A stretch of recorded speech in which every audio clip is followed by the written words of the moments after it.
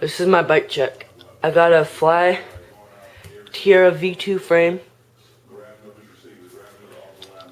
red Colony official stem, purple Eastern sealed headset, lavender 41 thermal race fork, orange Colony front rim and hub,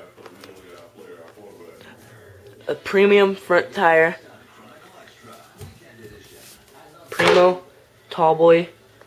bars,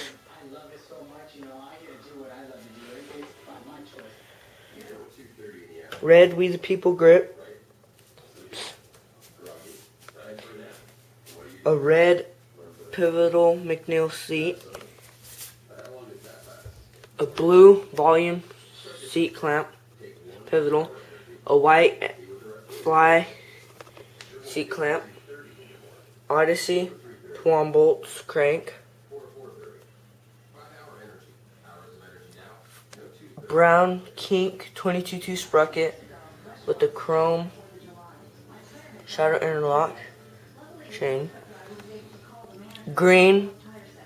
animal plastic pedals, a Primo back rim titanium color, Primo 7000, green shadow back bolts with red spokes and purple nipples, and that's pretty much it. Bye.